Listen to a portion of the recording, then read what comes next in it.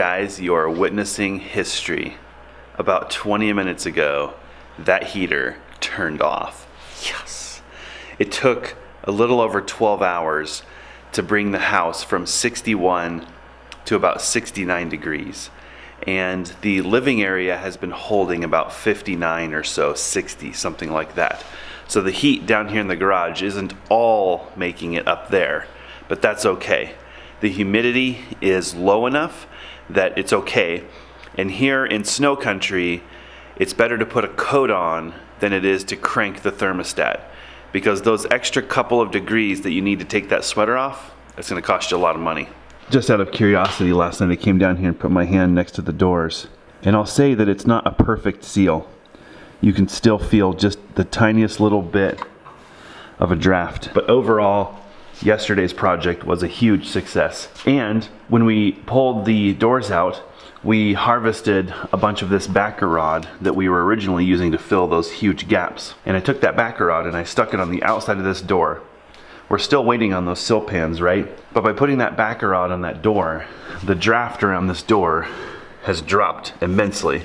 In my mind, this whole thing, not so much the weatherproofing the doors, but this little heater has been just an experiment in my mind. It's actually multifaceted. We need to be living in this house and we need heat. And the radiant system, while a beautiful thing, is not simple. But this heater is a matter of just running some wire, running a circuit breaker, plug it in and turn it on. And my thinking has always been, if that little heater can keep this whole house warm, the radiant system, A, won't have a problem, and B, it's going to be really affordable. And I mean affordable meaning efficient, because down the road we're hoping to use a wood boiler as our primary heat source during the winter, because we have so much wood in the area.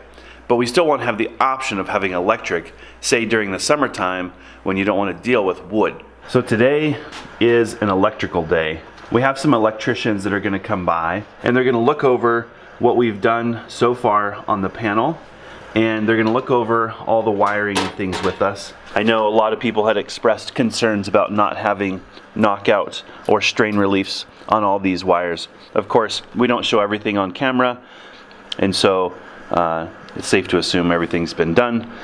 Anyway, we're looking really good there. They're also going to go over the water heater with us. I just want to make sure that we've done this correctly and kind of walk through that with them and feel more positive about how we've wired everything there. So far, everything's been working fantastic, but there's still a ton of little, kind of like we have in the rest of the house, a ton of just little housekeeping or punch list items that we need to work on. I'm going to go through some of those with them today. But hopefully what we're going to achieve by talking with them is just getting kind of the next step in the electrical plan.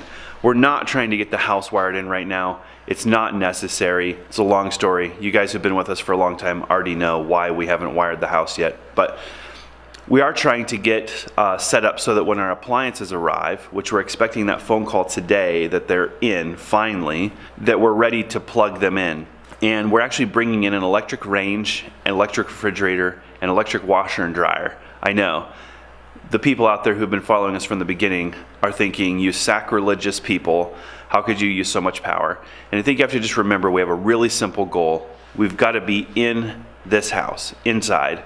And we just don't have time to build all these other systems into this house. We've got to get moved in. And electricity for us is the simplest, fastest, most affordable way to do that. Of course, long term, we still have some ideals. We'd like to explore some other systems, some other technology, but of course electricity in this situation isn't saying no, never to those other options. I think this is something that's worth sharing, and the right people will benefit from this information.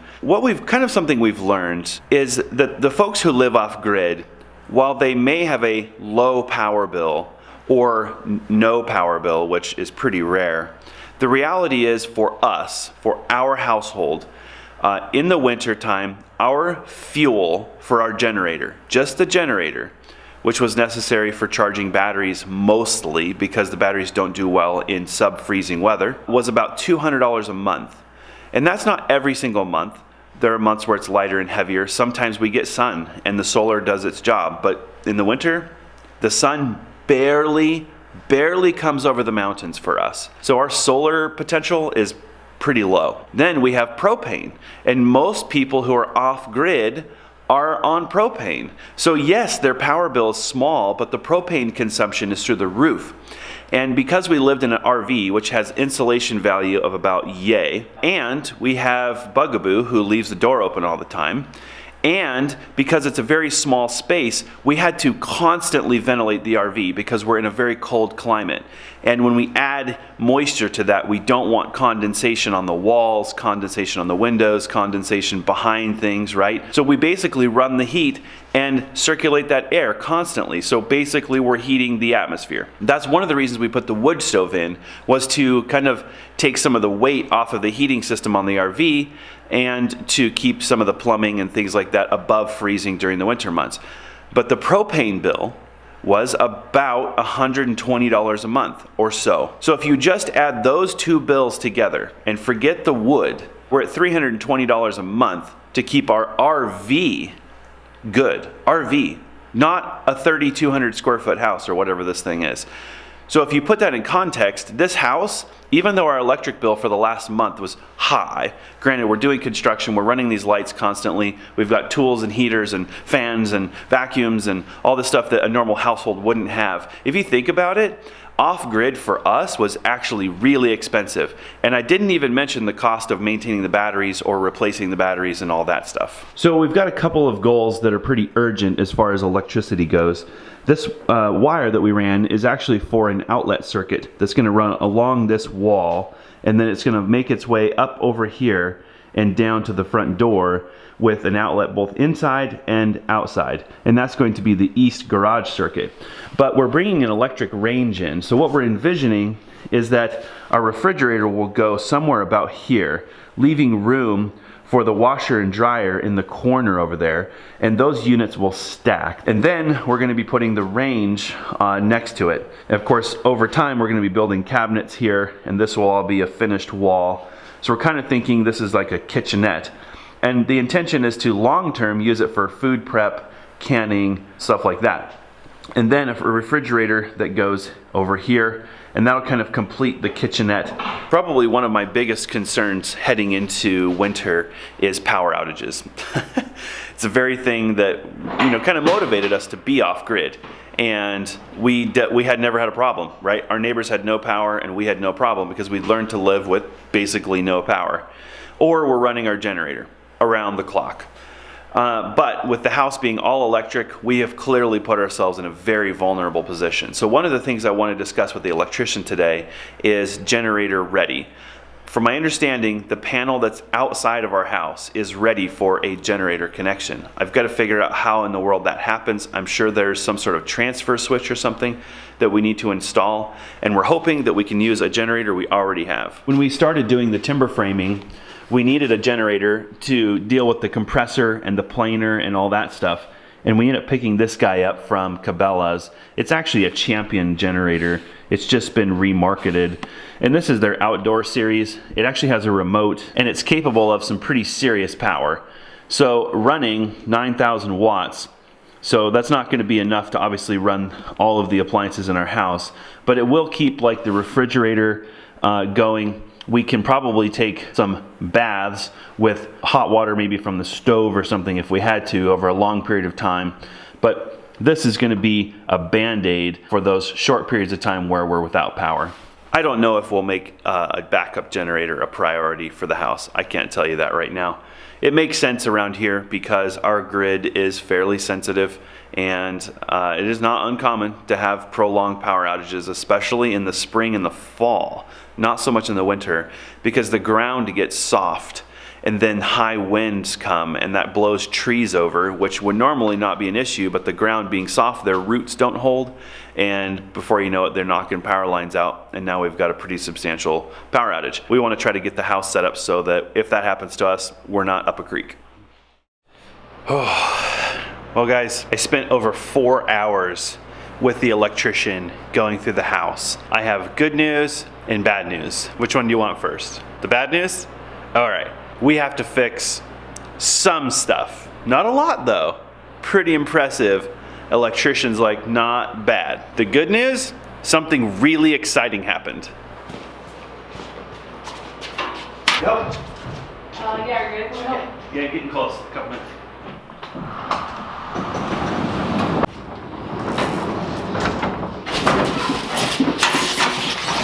Nice. Lift it up here.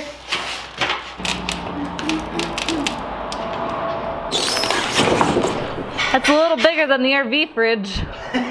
Just a little. Yeah, we can fit a whole chicken in this one and a whole pizza. Yeah. That's an important question.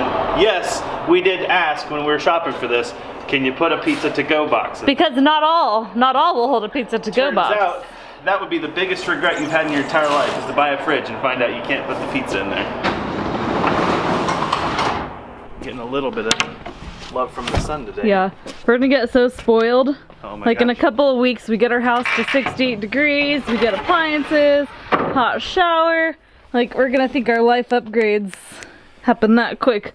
And then we're probably gonna have to wait a long time to have the next Yeah, the next round of gonna be a upgrades. couple But weeks.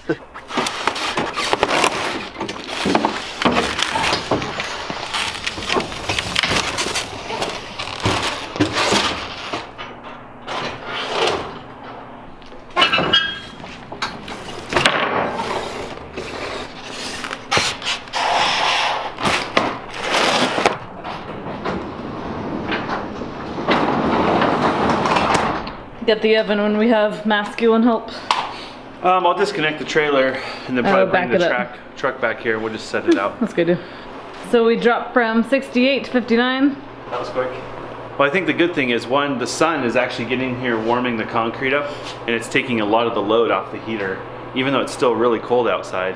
And two, the thermal mass of all this stuff is really helping us. It's already back up to 61, 2 degrees, just like that. So, da-da-da. See?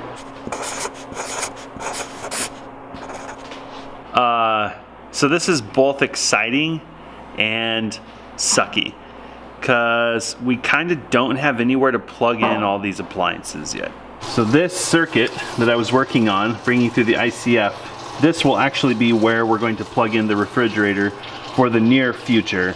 Long term, this will just be a garage circuit. By the way, guys, I should have given you fair warning. This video, it's going to be a lot of talking. There's just a lot of information to share, things we're learning, things we've done, things we've made mistakes on, and we feel like the people who are, kind of looking to us for some of the mistakes, not for tutorials, but like, what mistakes did you make? We want to share a lot of this stuff, and you got to talk, sorry. So, the good news is, this circuit, we don't actually have to land at a breaker. This outlet, the very first outlet that was ever wired into our house, already has a GFI outlet into it, and this little guy is downstream of that GFI. And according to the electrician, there's nothing in the code in this house that would limit us from running basically an endless daisy chain of outlets. I wanted to ask him that because I want to preserve breaker space in the panel. We did talk about the panel, and I'll share more of that stuff maybe a little bit later. In a nutshell, we have 10 slots down here that are capable of double breakers. So that's actually 20 breakers there, and then another 20 above, leaving us a total of 40 breakers. Unless we start using them onesie-twosie, in which case you're gonna lose breaker space quickly. So the good news is, I can simply come off of this outlet downstream and begin building the east garage outlet circuit. And that's how I've labeled this breaker here.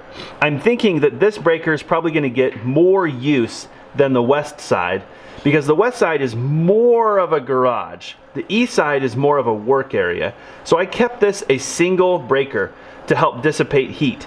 Although the electrician pointed out that these are designed to deal with dual 20 amp loads. So in theory, it would work just fine on a double breaker too, in theory. I'm also super excited to share with you a small detail that is a huge relief.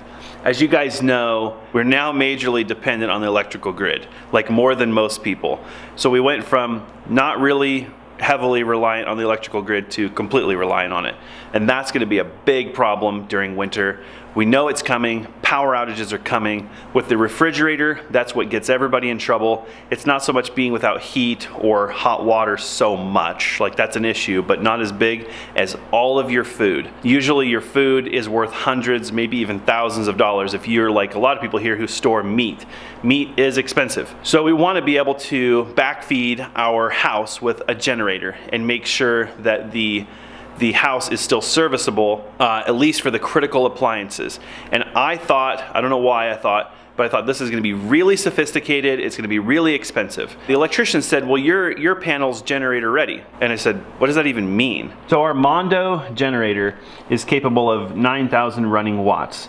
That's enough to actually power the heater in the garage alone with nothing really else running. We can run one element of our water heater with this, but not the heater at the same time, or this thing will easily run the rest of the house. So because this generator is capable, we're going to hook up a 50 amp cord, and that will feed from this circuit on the generator. And out here at the main panel, this panel is actually a brand that has what's called an interlock, and we're basically going to be putting in a 50 amp breaker in this panel and then running a cord out the bottom, and that cord will just coil up out here. And if we have a power outage, the interlock does not allow the generator breaker, where power's coming in from the generator, and the grid main 200 amp breaker to be on at the same time. Only one or the other will actually be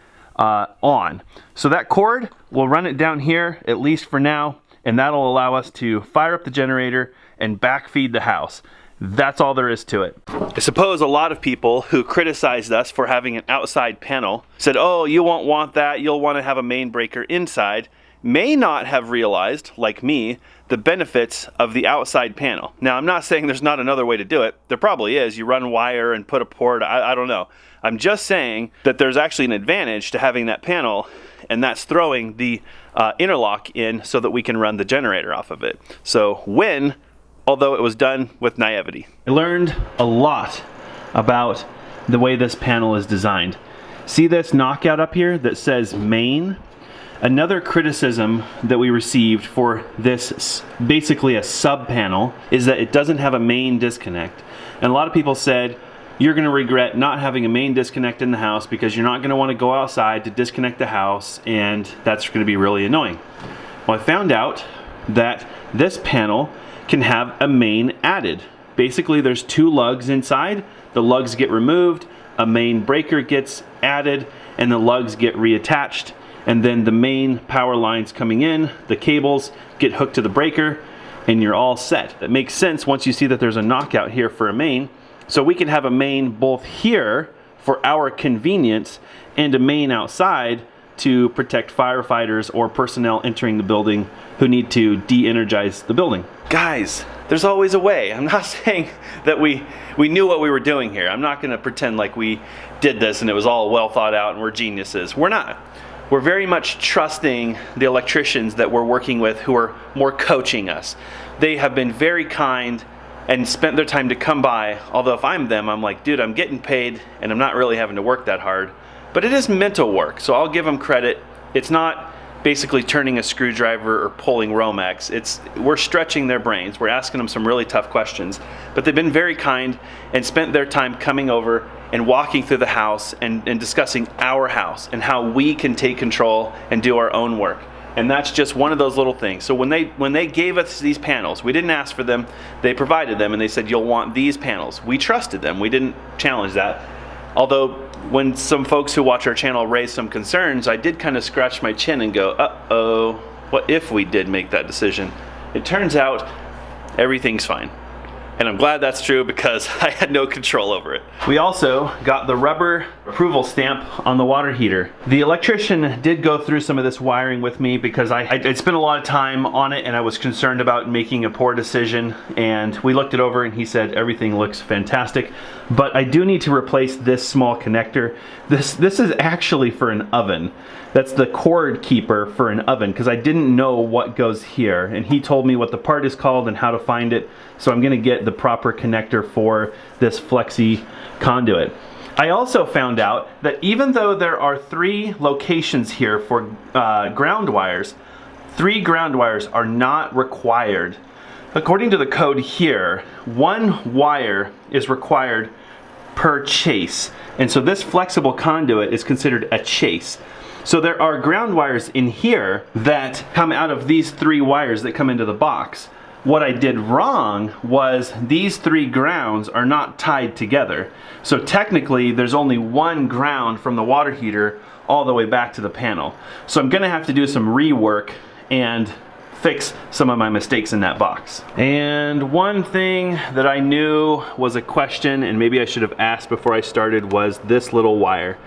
This is a 14-3 wire that powers the light in the bathroom. I believe it's this one, and it powers this fan.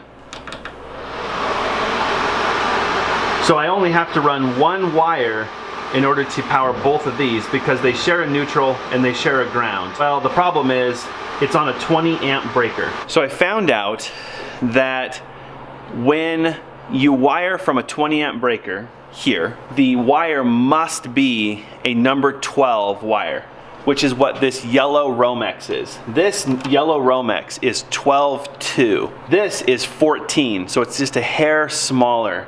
And although theoretically the white wire is more than capable of servicing both of those appliances and never becoming a problem, in the code it's not permitted. So I'm gonna have to replace this white wire, which I kind of had a question in my mind whether that was gonna happen. The good news is we can get to it. It's not a tragedy, just kind of sucks. But I did find out that there are times when you actually want to run a 15 amp breaker and stay away from the 20s. For example, on living area lighting, which draws very little current, it's actually ideal to run the 14-3 because then you can run a 15 amp breaker and that process kind of all makes sense. Same thing with smoke detectors, ceiling fans, things like that. Now, quick caveat, there are areas where in a home where you're required to have a certain size of circuit, and the bathroom is one of those. It has to be a 20 amp breaker. Therefore, your wire has to be a 12. So if you're working in an area where there's not a mandatory breaker size, you have discretion and you can drop to a 15 amp breaker and you can drop to a smaller wire size. Perhaps the biggest and most important outcome from the visit with the electrician was a question about the SIP electrical. Anybody who's been following us for a long time knows that our house is not actually completely foamed. We are waiting. We're not even house wrapped either. Or we can't house wrap because we can't foam, and we can't foam because we haven't got the electrical done. And the reason we haven't tackled the electrical is we kind of need to have a really good plan in place, because running wire through the SIP panel, which is what these orange marks are, they indicate that there's a horizontal chase, and this pink mark here represents a vertical chase. But pulling wire up and down or laterally in a SIP panel is difficult. Well, out of that conversation with the electrician came the idea, which we had already talked about, minimizing the amount of electrical run in the SIPs. But out of that came the idea, instead of using wall outlets, to use floor outlets. And this works because in the code, it says that any outlet within 18 inches of the wall is considered a wall outlet, and therefore it meets code requirements for the minimum number of outlets. We're gonna give that a hard look, because if that's true, then we're actually in a position where we can foam and house wrap, which is more important right now than having outlets in the wall. And this is so backwards from what everyone expects with stick framing, because you always do the electrical first and insulate later. We have all of our insulation now, minus the foam, but we can't house wrap. So we're gonna take a little bit closer look at floor outlets. They gave us kind of the lead on some really cool boxes that have adjustable face plates. And we're also gonna sit and think about each room and decide if that makes sense. We're not 100% sure, but if it does, that could be huge for us. When I bought these little thermostats that I keep showing you guys, a big concern of mine was not so much the temperature, but the humidity. And these allow me just to keep a visual eye on how we're doing. I'll reference Joe Listbrook, I think is his name, Listbrook. He's from the Building Science Corporation, and they talk a lot about humidity being something that you have to really monitor and manage in a tight home, which is what we're attempting to build. And in a heating climate, he talks a lot about trying to keep the relative humidity below about 30%. And we're doing pretty good. We've seen mid-30s, so we're not far off. I can't believe it. I mean, I can, but I can't. So since we opened the garage door and brought the appliances in, that was about 30 minutes ago, we're basically back up to 69 degrees and the heater's about to shut off. Man, and we aren't even done. This morning I took a couple minutes, I saw some sunlight coming through the garage doors where we had put the trim and the weather seal and stuff on the other day, and we just didn't get the boards that we put on tight. Of course, they're not foam or caulking tight, but they had about a 1/4 of an inch gap. So I went out and threw some screws and got that kind of sorted out. And guys, I don't know. I'm kind of loving the SIP ICF thing right now, because I can't believe that little heater is heating this ridiculously large house. Well, I guess I'm off to get materials, and I'll check back with you guys when I get home.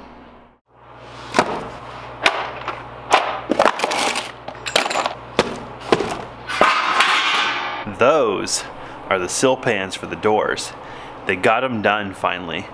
I had to look them over though, because they didn't build exactly what I drew, but they're the metal workers and I'm not.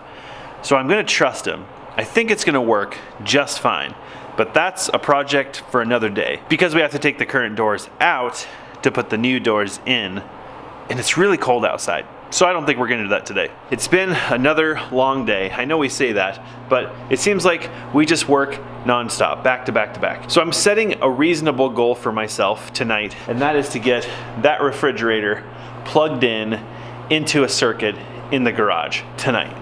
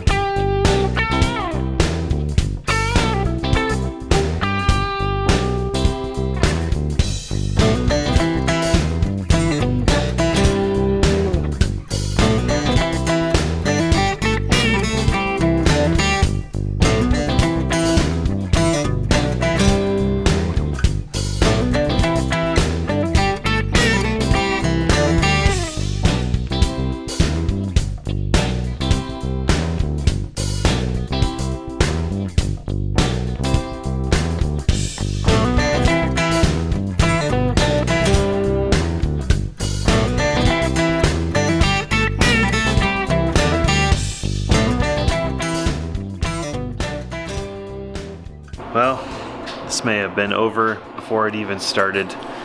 I didn't realize that after all the effort we have gone through to find boxes for these ICF, none of the boxes we have work. I was about to switch over to this small attachment I made for my soldering gun to hot knife for the boxes, and I thought, well, I probably better just double check that I bent it to the right size. And lo and behold, somehow the boxes that we bought are junction boxes. What we were struggling with is how deep these boxes are, but they also have to have this ear on them because there's nothing to nail to. And finding a double gang box that is shallow enough that has the ear is really flipping hard to do. We thought we had this all figured out. It was a blurry night at Home Depot. We tried all of our local places. We tried the electrical supply store. Nobody had a good answer. So we bought these, and I can tell we were ready for dinner because that's not even an outlet box. I happened to be in talking with the electricians recently and mentioned this conundrum again, hoping maybe something would jog in their memory, and they gave me this box. It's a single gang outlet box with an ear, right? There's only one small problem with this box. The ICF are 2 inches deep to the concrete. And as I expected, this box to the ear is 2 3/8 inches. So this obviously is for sheetrock here. the gap between the ear and the front of the box. But this box, if I put it in there, is actually going to have this ear sitting out almost 3/8 of an inch from the wall. So basically, it's no good. Keep having this problem. SIPs have their own intricacies, and we're learning that ICFs do too. So they have a stud every 6 inches. That's why you see all these little blobs where I hot knifed, because you're hot knifing through the foam, but there's actually a plastic stud in there that's continuous, and you have to hot knife through that. Well, that's where we would mount the box. That's where you mount your sheetrock or your plywood, or whatever you're gonna hang on the wall. I guess we're back to the drawing board, trying to find boxes to fit these silly ICFs. Thought we bought like one gray box that was like super small. I'm not sure. There it is. And this one won't work either because the ears are on the top and the studs are on the sides. So there's nowhere to attach this box. Besides that, it's a really shallow box. Well, I have bad news. It's not gonna happen. That's what I picked up Don't from have background noise. I know you probably heard me grumbling to myself. Why is all this stuff so difficult? Like, you would think, like, is the whole world stick framed or what? Like, come on, people. Yep. That's not the only construction method that exists, but is the only thing that people stock. So I guess I'll go to the interwebs and start doing the Amazon garbage again to build our stinking house. All right, well, I guess that's gonna be our evening instead of getting the refrigerator up and going. But I guess we can plug the fridge into an extension cord like everything else in our entire house right now. We're just waiting. Like, cooler's working okay. All right, I will enjoy destroying the packaging with you. I already got the fridge undone, so it's just the washer and the dryer. Should we sneak a peek? Let's do it. Ooh. And check out all of our freezer space. Oh yeah, double freezer. What? That's ice cream. And this is Bugaboo food. That's probably true. I'm not sure where we're going to put our Bugaboo food will be in the deep freezer. This is probably for stuff we'll eat within a week. That's true. Good point.